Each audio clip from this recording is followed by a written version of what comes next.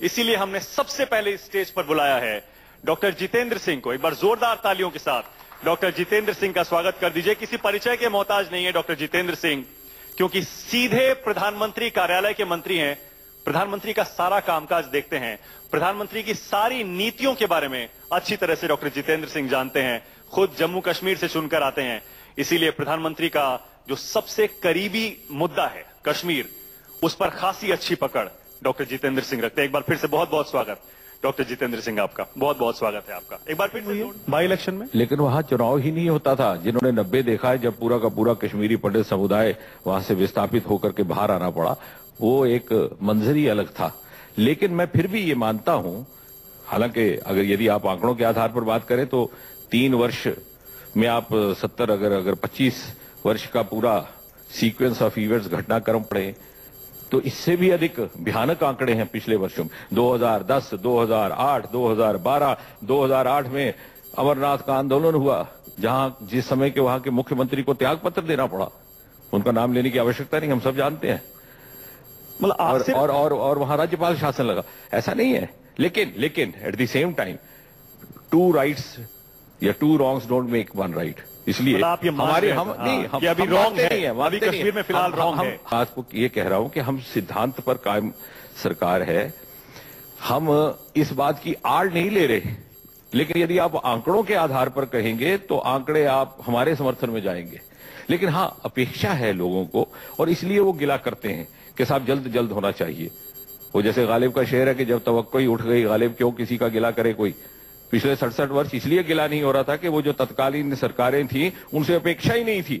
लगता था कि ये इस काबिल ही नहीं है कि समाधान कर सके। हमसे अपेक्षा है, इसलिए गिला होता है, और निश्चय ही हम इस अपेक्षा पर पूरे उतरेंगे। इसका मतलब ये हुआ कि मोदी सरकार, मतलब आपकी जो पॉलिसी कश्मीर में रही है, उसमें आप कोई बदलाव की जरूरत नहीं देख रहे हैं? कोई नई पॉलिसी लाने की जरूरत फिलहाल नहीं है, जो चल रही थी पॉलिसी वही चलेगी? देखिए, एक बात, 2 बातें बहुत स्पष्ट हो जाए। हमारी नजर में कश्मीर की पॉलिसी की आपकी क्या धारणा है, ये पहले समझना होगा। जम्मू कश्मीर भारत का हिस्सा है, था, रहेगा। यदि कोई विषय है, यदि है तो मात्र इतना कि पाकिस्तान के नाजायज कब्जे वाला जो जम्मू कश्मीर है, उसे किस प्रकार पाकिस्तान के कब्जे से मुक्त करा करके उसे भारतवर्ष में शामिल किया जाए, और जिस स्वरूप में जम्मू कश्मीर के प्रदेश को, रियासत को, राज्य को तत्कालीन महाराजा हरि सिंह सौंप कर गए थे, उसको हम उसी स्वरूप में बहाल करें। अब पॉलिसी कौन सी होगी? ये जो बुद्धिजीवियों ने एक नया शुरू किया कि आइए साहब बैठते हैं शाम को 9 बजे, डिस्कस करते हैं कश्मीर का क्या होगा। हमें तो समझ नहीं आता कश्मीर का विषय क्या है, क्या है विषय। पर कश्मीर भारत का हिस्सा है। यदि कोई शरारती तत्व या विदेशी तत्व वहां पर किसी प्रकार का उपद्रव करने का प्रयास करते हैं, निश्चय ही ये सरकार उसको कठोरता से निपटेगी, और निपट भी रही है। यदि आप सीमावर्ती क्षेत्रों पे जाएं, क्योंकि मेरे चुनावी क्षेत्र का एक हिस्सा इंटरनेशनल बॉर्डर पर है, वो लोग बड़े मनोबल से ये कहते हैं कि गोलीबारी पहले भी होती थी, सीमा का उल्लंघन पहले भी होता था, लेकिन जिस प्रकार की जवाबी कार्रवाई पिछले 1-2 वर्षों में देखने को मिली है, ऐसी बरसों में देखने को नहीं मिली। निर्णायक जवाबी कार्रवाई।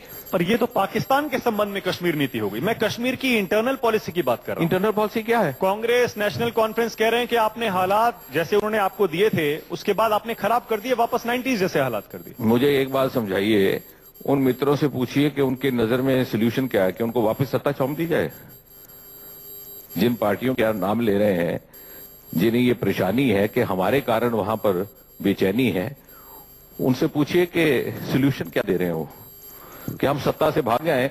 We are not going to give them that pleasure and privilege. वो तो यही कहते हैं, सरकार चुनी हुई सरकार है, ये सरकार चुनी हुई सरकार है, पूर्ण बहुमत से ये गठबंधन बना है। इतनी आसानी से हम विपक्ष में बैठे हुए लोगों को अवसर नहीं देंगे कि मतलब 5 साल पूरे करेगी बीजेपी पीडीपी सरकार। क्यों नहीं करेंगे? मैं लगता हूं तो ये तो जनता का तकाजा है। ये मैंने और आपने नहीं कहना है। हम प्रजातांत्रिक देश में बैठे हैं, प्रजातंत्र प्रणाली की मर्यादा है। यदि लोगों ने एक मत दिया है, मैंडेट दिया है, उसको स्वीकार करना, उसका पालन करना हमारा दायित्व है, हमारा फर्ज है। जो नहीं कर रहे वो इसलिए नहीं कर रहे कि 60-65 वर्ष सत्ता में रहने के बाद वो हजम नहीं कर पा रहे कि भारतीय जनता पार्टी की सरकार केंद्र में भी है, और भारतीय जनता पार्टी की सरकार 13 प्रदेशों में हमारे मुख्यमंत्री हैं, 4 अन्य प्रदेशों में हमारी गठबंधन सरकारें। अब ये हाजमा अपना मजबूत करना होगा, क्योंकि वास्तविक प्रजातंत्र का उदय पिछले 2 वर्षों में हुआ है। ये ना परिवारवाद है, ना फ्यूडल सिस्टम है। हमारा प्रधानमंत्री जमीन से उठा हुआ, हमारा राष्ट्रीय अध्यक्ष जमीन से। So I would rather say that for the first time after 70 years there is an emergence of grass root democracy. हमें तो इसका स्वागत करना चाहिए। जो लोग नहीं कर पा रहे, जो कह रहे हैं सारा कुछ इन्हीं के कारण हुआ है, वो चाहते हैं कि हम फिर से उसी मिडीवियल और फ्यूडल सिस्टम में चले जाएं, जहां बाप के बाद बेटा, बेटे के बाद पोता, और जो अभी पैदा नहीं हुआ उसको पहले ही नामकरण कर दो। डॉक्टर जितेंद्र सिंह, मैं आपकी ईमानदारी और आपकी हिम्मत की दाद दे रहा हूं। आपने इतने सेंसिटिव सब्जेक्ट पर बहुत क्लियर कहा है। मंथन के स्टेज पर डॉक्टर जितेंद्र सिंह कह रहे हैं बीजेपी पीडीपी सरकार कश्मीर में 5 साल पूरे करेगी, कहीं नहीं जा रही है। इसका मतलब हम ये भी समझे राष्ट्रपति शासन की जो अटकलें लग रही हैं वो सब गलत है? नहीं, देखिए, उसके ऊपर ना आपके पास वो प्रेरोगेटिव है, ना जितेंद्र सिंह के पास। स्थितियां बदलती हैं, स्थितियों के अनुकूल निर्णय लिए जाते हैं। किसने निर्णय लेना है? भारतीय जनता पार्टी जहां बाहर प्रजातांत्रिक मूल्यों का पालन करती है, वहां संगठन के भीतर भी करती है। एक प्रणाली है, जिन्हें जो निर्णय स्थिति अनुसार यथासंभव लेना होगा वो अलग बात है। किसको लेना होगा? राष्ट्रपति शासन लगे या ना लगे, ये फैसला किसका होगा? राष्ट्रपति का होगा, ये राज्यपाल का होगा। जब आपने कहा राष्ट्रपति शासन, तो राष्ट्रपति का होगा, ना जितेंद्र सिंह का होगा, ना सरकार का होगा, मोदी जी का होगा। नहीं, आपका होगा, मेरा भी नहीं होगा। एक संवैधानिक प्रक्रिया है वहां पर, जिसके अंतर्गत ये फैसले होते हैं। लेकिन सदा ये विंस्टन चर्चिल से लेकर के आज तक ये कहा गया, चर्चिल ने एक बार कहा कि of all the different options tried so far, whatever the demerits, democracy is still the best option. यदि ये एक प्रजातांत्रिक प्रणाली से चुनी हुई सरकार है, 2 दल उसमें शामिल हैं जिन्हें बहुमत मिला 1 और 2 नंबर पे, तो इसमें आपत्ति क्या है? आपत्ति उन लोगों को है जिन्हें वोटर ने उठा के बाहर फेंक दिया और वो पूरे कार्यकाल के लिए प्रतीक्षा करने के लिए भी तैयार नहीं है। मतलब आप ये कह रहे हैं कि जम्मू कश्मीर के लोगों ने, खासतौर से कश्मीर की आवाम ने बीजेपी पीडीपी अलायंस को एक्सेप्ट किया है, स्वीकार किया है? अरे उन्होंने वोट दिया है। नंबर 1, और कश्मीर में पीडीपी को दिया है, जम्मू में बीजेपी को दिया है, और ये इलेक्शन के बाद अलायंस हुआ है। प्रदेश एक है। देखिए, उसका भी उत्तर है। ये बात वो कहेंगे जो वोट प्राप्त नहीं कर पाए। एक चुनाव हुआ, 2 दलों को लगभग बराबर मत मिला, 25-26 सीट, दोनों के बराबर।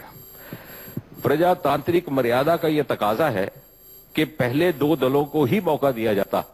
This mandate has been dictated by the people of Jammu and Kashmir, not asked for.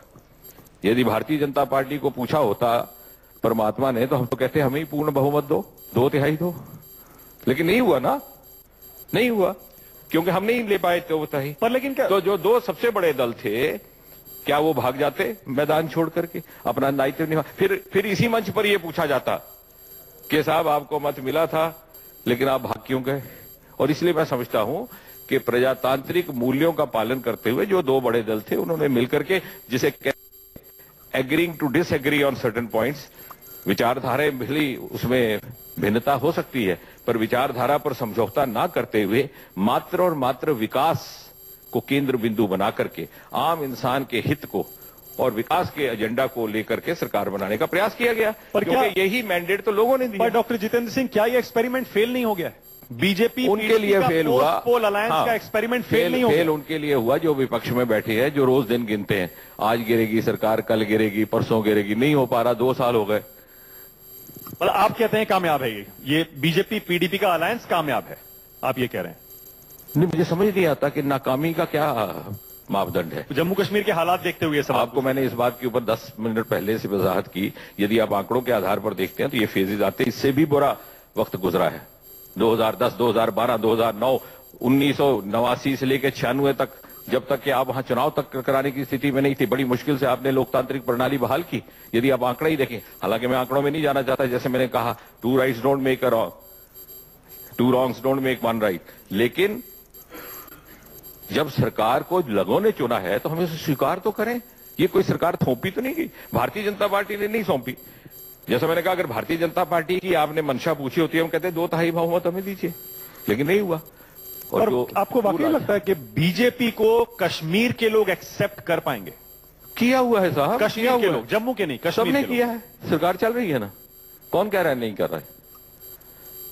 कौन? आप मुझे एक आध बता दीजिए, किसी ने कहा हो कि हम नहीं स्वीकार करते? वहां तो लोग रोज सड़कों पर पत्थरबाजी कर रहे हैं, हालात बहुत खराब तो वो हैं। क्या ये कह रहे हैं कि हमें भारतीय जनता पार्टी को पत्थर मार रहे हैं? ऐसा सुना कभी? आपको क्या लगता है सर, वहां पत्थरबाजी क्यों हो रही है, हालात क्यों खराब इसलिए हो रही है कि आज भी मैं पूरे भरोसे के साथ कह सकता हूं, with all the confidence in my command, that silver lining ये है कि भारत कश्मीर का आम व्यक्ति और विशेषकर आम युवा उत्सुक है और चाहता है कि जिस प्रकार समूचा देश प्रधानमंत्री नरेंद्र मोदी के नेतृत्व में विकास की यात्रा में निकल पड़ा है, वो भी इसका हिस्सा बने। कश्मीर का आम युवा नहीं चाहता कि जो अद्भुत योजनाएं पिछले 2-3 वर्षों में आरंभ की गई हैं, जिसका लाभ देश भर के युवाओं को पहुंच रहा है, वो उससे वंचित रह जाए। कुछ एक लोग हैं जो अपनी राजनीति के कारण, और वो भी अब बेनकाब होते जा रहे हैं, जो पत्थरबाजी करवा रहे हैं। और मैंने वहां के युवाओं को कहा, अब ये जब समय आ गया उनसे ये प्रश्न किया जाए कि यदि ये प्रश्न पत्थरबाजी और ये तथाकथित आजादी का लक्ष्य इतना महान है, तो क्यों नहीं वो उदाहरण स्थापित करने के लिए अपने एक बच्चे को पत्थरबाज बना देते? हर घर से वो, हर नेता के घर से एक